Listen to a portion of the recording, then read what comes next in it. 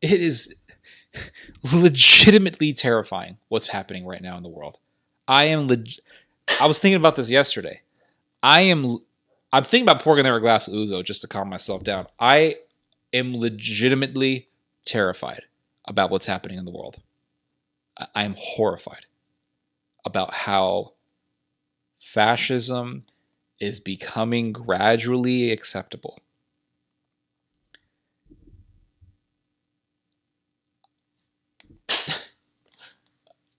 I am legitimately scared. I'm sincerely scared, guys. Sincerely. Oh, just praise Jesus. You'll be okay. Oh, yeah. Listen, even Jesus sweated blood before his crucifixion. So don't give me this nonsense about being fearless, okay? I am legitimately, sincerely scared and terrified about what's happening. It's come to the point where you have right-wing YouTubers bringing in Jared Taylor for an interview. And I've seen this multiple times. You have these YouTubers that are like, we're conservative, Republican, and they're bringing in Jared Taylor. This guy is like literally, he's trying, for decades, this guy has been trying to revive old ass progressive racism. We're talking like 1920s, late 19th century racism shit. This guy's is bringing it back. This Jared Taylor guy. He looks like another version of Dennis Rader. I mean, the guy legitimately creeps me out. And he's bringing up old eugenic ideas, old Darwinist, progressive ideas. The short-term solution in all of the Western countries is to stop immigration right now. That is really the biggest problem. As soon as third world people have arrived in large numbers into Western worlds, Western countries, it becomes very, very difficult to unscramble the oven. Certainly once they become citizens. The idea of stripping people of citizenship, sending them out, that takes a kind of firmness that it's very difficult to envisage Westerners achieving. Long term, I believe that an enlightened European people would begin to think in terms of improving itself genetically. I think that there are positive eugenic steps that could be taken. Embryo selection is one. Attempts to encourage people to behave responsibly. I think in the present day, eugenics has a terrible, terrible reputation. But I believe that if eugenics had a good reputation, if people were taught the importance of genetic heritage, the responsibilities the more capable have, and the responsibilities to reproduce in smaller numbers of the least capable. I think that if this were an important part of our education, people would voluntarily do eugenic things. I think that's not at all out of the question. If we had a national consciousness that realized that 100 years from now, 1,000 years from now, what we do today will have very serious genetic consequences. If this were part of the national curriculum of a healthy-minded state, I think that people would think in terms of the long-term future. And you have conservatives that are like, oh, this guy's great. And the reason why so many people are now being more accepting of these sorts of ideas is because of the high crime rate. You have, all these inner cities in America with very high murder rates, Chicago, Detroit, Oakland, very high murder rates. And most of these murders are done by African Americans. It's just a fact. And so people are getting more and more scared of high crime, and they start connecting African Americans with crime. And so they get really nervous. And then in comes a racist and says, hey, we need to make sure that white people's interests are watched and white people's interests are protected. And we have to be against, these other peoples who aren't white. And, the reason why blacks are violent is because of genetics. And we have to go back to eugenic ideas and Darwinism. And if this ideology takes root, before you know it, they're going to have camps and they're going to be doing experiments on non-whites, and it's going to be like the 1930s and 40s over again. Okay, so you have high crime rates in predominantly African American areas. You have whites who are very nervous, and they then look up to racist for protection, or not protection, but they look up to racist for leadership and racist for knowledge. We see this happening in America. We see this happening in Western Europe. And then you have the other side that says, oh, well, Ukraine is great, even though they're full of fascists. Who cares? It is terrifying what's happening, guys. Terrifying. I would be surprised that in the next 10 to 15 years, America doesn't have a civil war. Okay? I'm going to say that again. I would be surprised if in the next 10 to 15 years, America does not have a civil war. And I hate to say this kind of shit, and I don't like to talk about this a lot on my videos because I know that it can be seen as very exaggerative. It can be seen as fear-mongering and all this stuff. But in the next 10 to 15 years, or maybe the next 40 years, I would be surprised. That's if I'm still alive. I would be surprised if we do not have a civil war in the United States. I really believe that because America is so politically polarized. And what's happening is the political spectrum of the United States is morphing into an ugly leviathan. And what I mean by that is it used to be, 10, 20 years ago and before that, it used to be, oh, well, you're a conservative. That means you're pro-life and you're pro-traditional marriage and you're pro-Christianity. Oh, you're a liberal. That means that you're pro-secularism and you're pro-abortion, you're pro-gay marriage. That's pretty much what it meant, right? That was the political spectrum of America. Now, what you're seeing is people on the left and people on the right coming together, and they're finding a common ground against the so-called elites.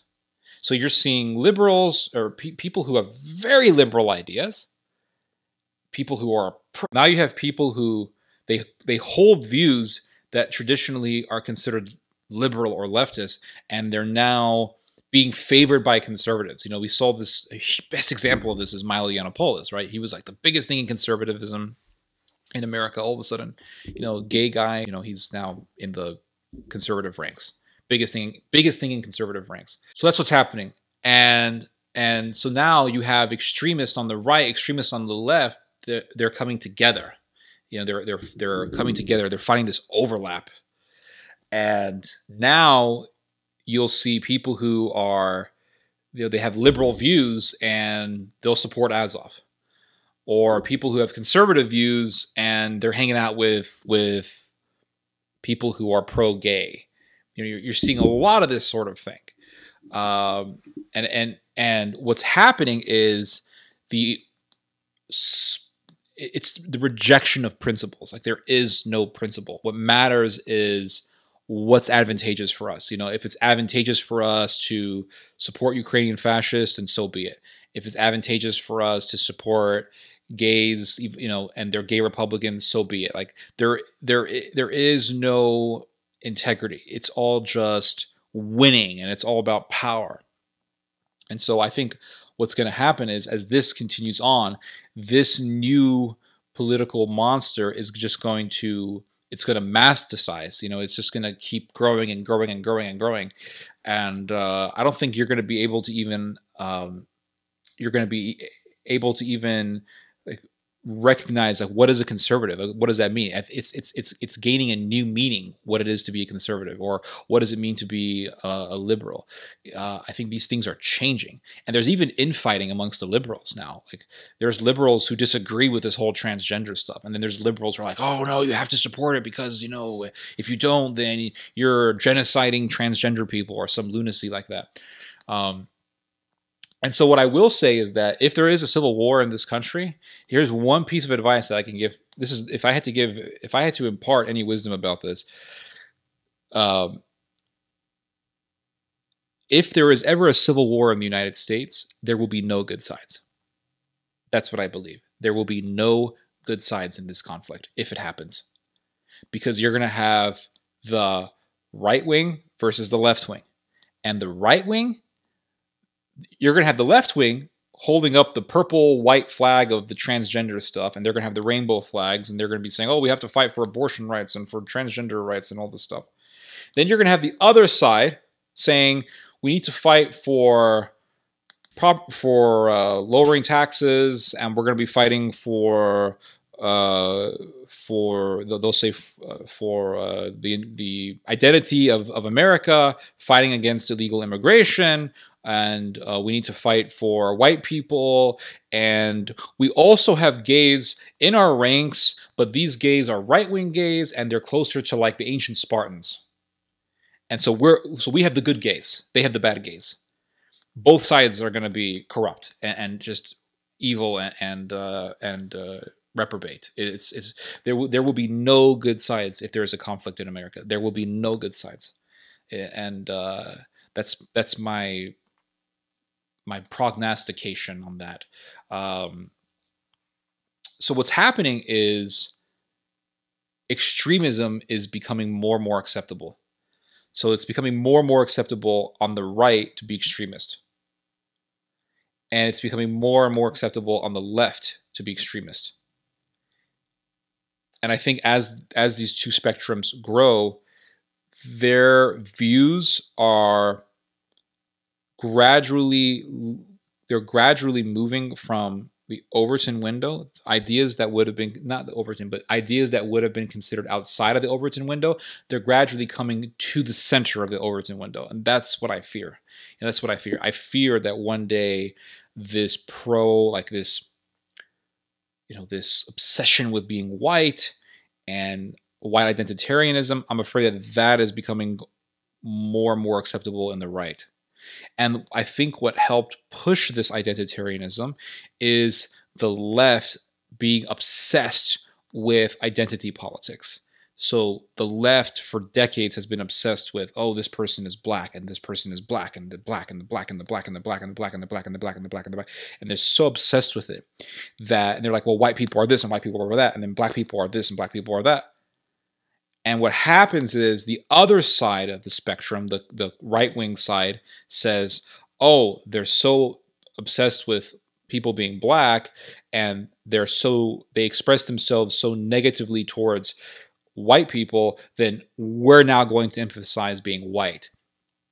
And so you have this polarization leading to the extreme ends becoming more close to the center of the Overton windows. I think that's what's happening. I don't know. I'm procrastinating. I'm pontificating a lot here. The conservatives have very few guys, though. Let me think. Hold on about that. Extreme left and extreme right are the same, just two sides of the same coin. They only change their outer appearance, but inside they are just as rotten. Globally, no. The right is huge. I don't think the right is as small. I think people have this idea that, oh, the world is just becoming so liberal and so progressive and so... It's just not true. It's just not true, guys. And I think we agree here. Globally, the right is huge. I mean, the right is humongous, guys. Even in Europe, I used to think... Many years ago, I used to think that Europe was like super liberal and everybody was liberal, and that's sort of the impression that is given to us. But when you saw the refugee crisis, that refugee crisis really brought the right out in Europe, and now it's to the point where you have the Sweden Democrats, a party literally founded by SS members, now one of the most popular parties in Europe. I remember in Sweden, I remember in high school hearing about Geert Wilders in the Netherlands, and Geert Wilders was struggling to get a seat in the Dutch parliament, and it seemed at that point that there was no hope for his party. Now Geert Wilders is one of the biggest parties in the Netherlands, so same thing with AFD. AFD now is a big party, so the right is a force to be reckoned with, and what has been happening within what has been happening, I think, since this last decade is certain events and certain rhetoric has pushed people more and more into right-wing political ideology or right-wing identity politics. So, parking 1 million refugees into Germany angered a lot of people. and understandably so. It's understandable why people would get angry at that. And the dangerous reality is that this pushes people into right-wing ideology, and that can lead to more destruction. The same thing with left-wing identitarianism or left-wing identity politics. Oh, well, black people need their space, and let's have a day in the university just dedicated to black folks, and black this and black that and black this. And then, well, white people, it's okay to call white people the C word. It's okay to call white people slurs. It's okay to talk bad about white people. That's okay. And that angers a lot of white folks, and it gets them angry. And when people are angry about their people being attacked, then they can become the very racist that you are claiming to be against. And it's just very dangerous. We're seeing the world transitioning. We're seeing the world transitioning back to the extreme ideologies of the past. That's what we're seeing, everybody. We're seeing a very, very scary transition.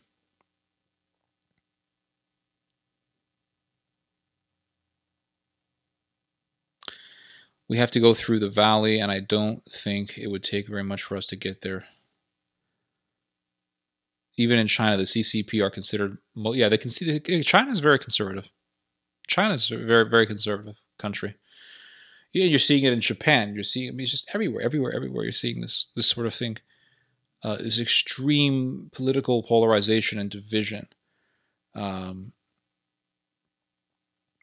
example, this transgender person in, I hate using that word, but this transgender person in Tennessee, just murders a bunch of kids in a school because she hates Christians.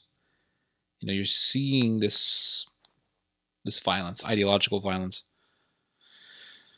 It's very scary stuff, guys. It's very scary, and I'm sincerely, it just really worries me. And lately, I've been so doomerish. I've just been an absolute doomer.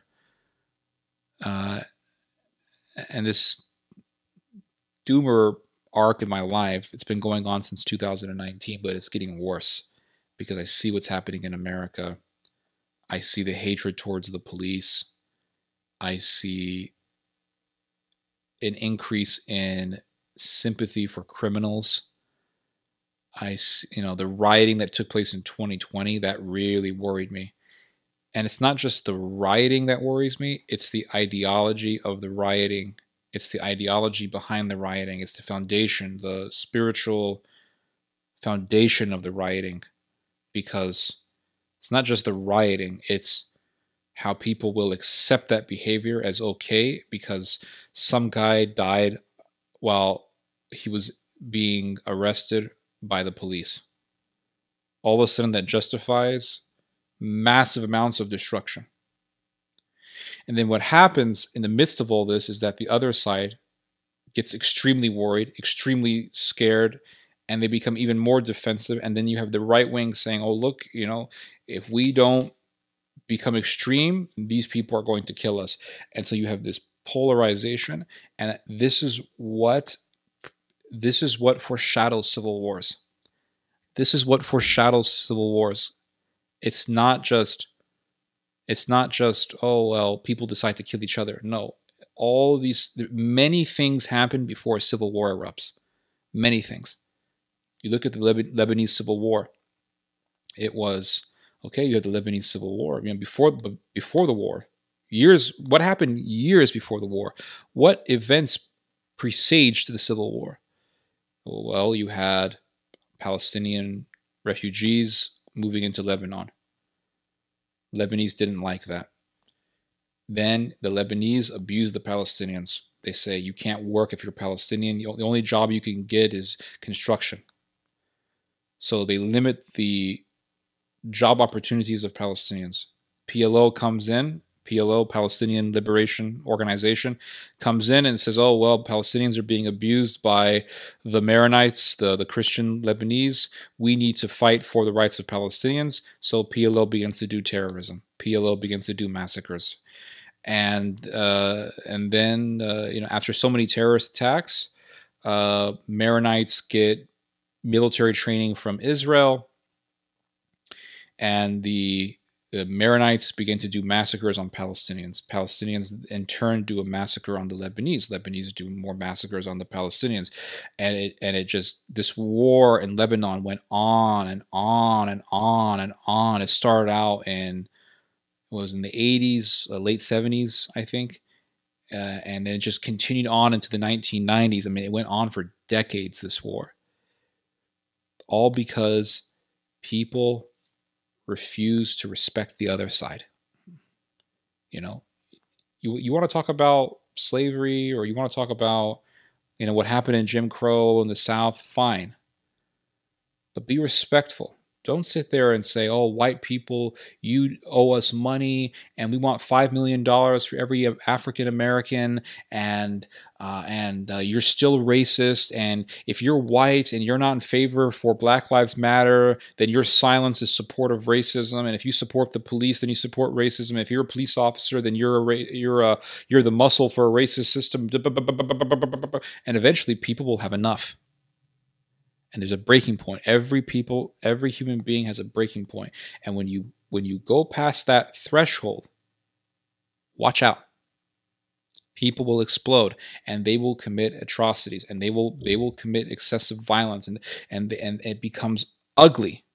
It becomes ugly. So when it's like nobody wants to respect the other side, Same thing with Lebanon. Palestinians, okay, they moved in. Okay, well, allow them opportunity. Blend them into the society. No, we can't have that. So they limited their opportunity for work. They restricted them. They abused them. Then, boom, terrorism. And then the PLO goes too far. Then the Maronites, they react. They go too far. They commit Karantina massacre, El Zatar massacre. And then Palestinians commit what? They commit Damour massacre. And then after that, there's Sabra and Shatila. Maronites butchered thousands of Palestinians, and it's just ugly, and it goes on and on and on. It doesn't end. It doesn't end. We have to be moderate. We have to be respectful.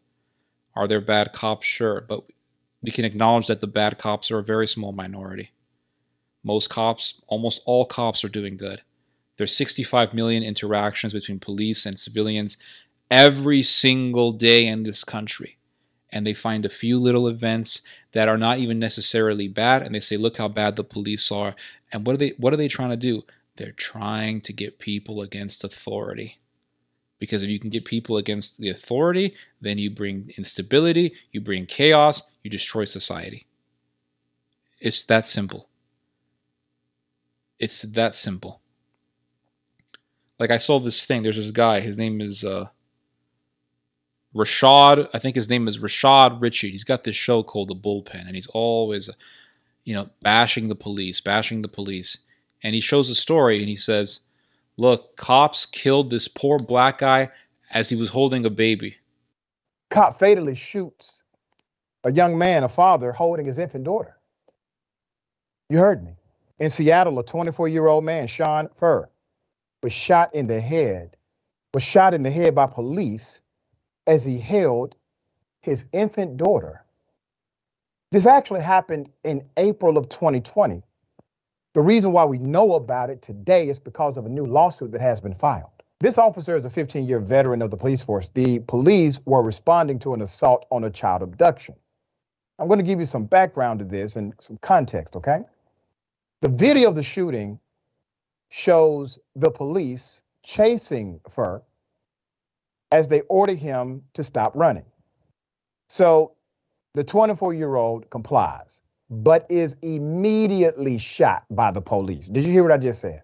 Seattle Police Chief Carmen Best says she is concerned with the growing number of domestic violence calls in the city since the stay-home orders were enacted. And she said this as police released body cam footage of a shooting earlier this week of a man involved in a domestic dispute. 2-3, he's running east. He's running southbound. Seattle police shot and killed a man they say was beating his girlfriend on Wednesday. You better stop right now! Police blurred the video and released it to the public Friday evening. In it, you can see officers quickly reach for the baby the suspect was holding when he was shot. I got the baby. Friday evening, Best called the end result tragic and said she's concerned. Since the first of March, the first week of March, domestic violence calls in this city have gone up 25%. She said the investigation into the shooting is still underway and couldn't share many details, but said officers responded to a 911 call on Wednesday afternoon in Columbia City from the victim who says her boyfriend was attacking her and had fired a shot at her. Police said they saw visible injuries on the woman. The victim says the man then took their 1-year-old daughter and fled, and officers caught up with him outside a nearby apartment building where he was ultimately shot. Yeah, stop. Everyone stop. Slow down. Best says it's a responsibility of everyone to help curb this recent spike in domestic violence. We don't want to see anyone else in the community victimized by domestic violence. Jessica Gregg, that's right. Seattle police say this was a brutal domestic violence dispute. The whole thing started at a motel in Des Moines and ended here about a block up from the Rainier playfield when police shot the suspect and rescued a 1-year-old baby. I heard a gunshot, boom. Immediately after that, there was a storm of police officers going in. Then a baby was brought out. Strider Wegener shot this video on his cell phone. Seattle police officers comfort a baby as sirens wail in the background. The police officers were holding her as gently as possible. Another officer came and took her and patting her on the butt like you would as a dad. According to Seattle police, they got a call a man was attacking a woman at a Rainier playfield in Seattle. Turns out police say the man had been beating the woman all day, first at a Des Moines motel before moving to the playfield. When officers got to the scene, they say the suspect was still beating the woman. She broke away and ran. That's when SPD says the suspect shot at a car, took the woman's 1-year-old child, and ran. After 30 minutes, they found him in an alley trying to get inside a building. That's when police shot the suspect and rescued the child. Wegener, a criminal defense attorney, says he usually hears the side of the suspects, but this time he saw it all play out. Generally, my job would be to defend the guy who just got shot. And it still might be. But watching how they went into action today and seeing it first person was really, really impactful. I'm just thankful that they're really good at what they do. So you think like, and they show you a picture of the guy with the baby, and it looks like a family photo, and it's so nice, and he wants you to think that this guy is just holding his baby and cops kill him. But then you look at the story. The guy kidnapped his girlfriend, his baby's mama, kidnaps his girlfriend, shoots at her twice, brutally beats her, has the baby in his hand, has a gun also on him. Cops say drop the kid, he refuses, the cops kill him. Now that's very different from, oh, the cops just came in and killed some poor soul holding his baby. But they present things in a way to anger people. They want people to be angry against the police. Why? Because they want chaos and disorder.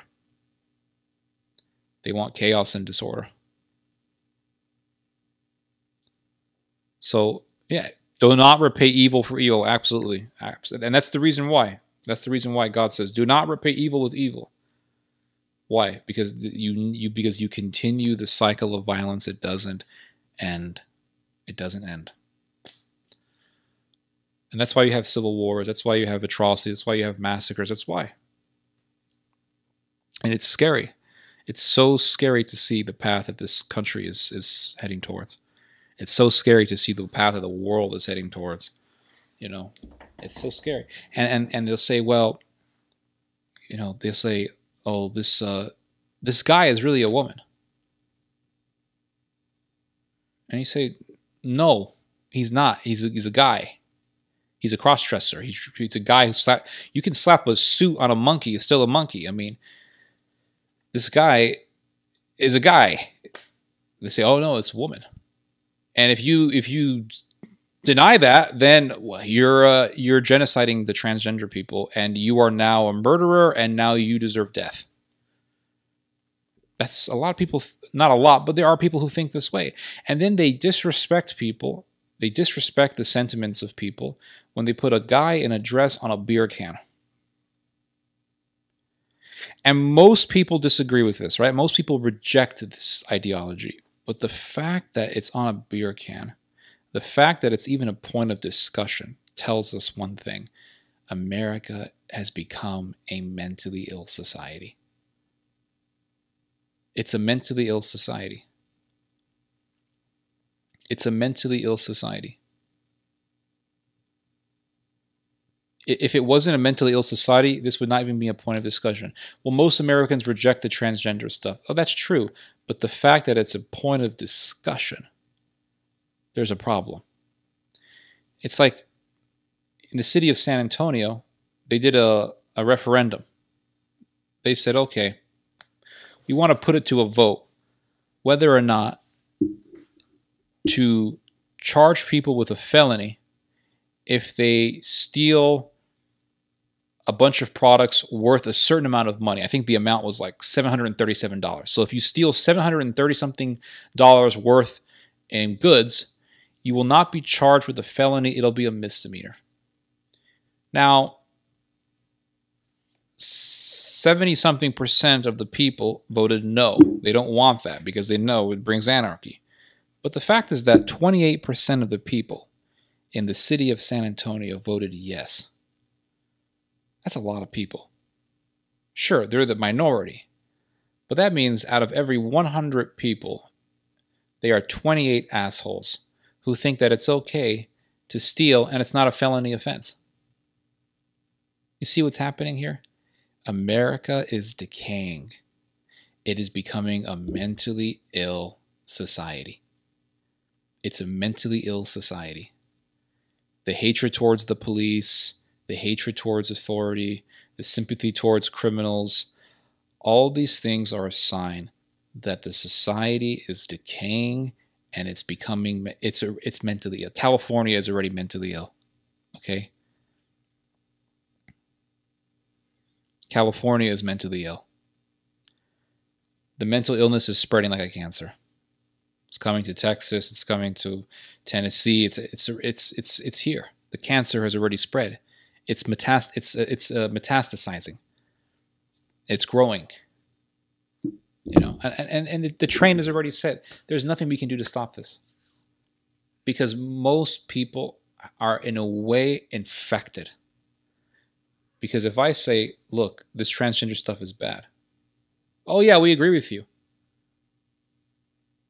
But then all of a sudden, you'll see, oh, a transgender conservative who's against the transgender movement.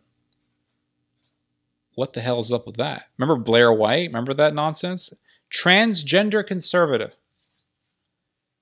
with a huge following on YouTube. How does that happen? So what happens is the left comes up with some kooky ass idea like transgenderism or, you know, homosexuality. I mean, they don't come up with it, but they push it. Then you have conservatives. You have people in the conservative ranks who say, "Oh no, this guy's a gay conservative. He's okay. Oh, this is a gay transgender person. He's okay. He's okay." What?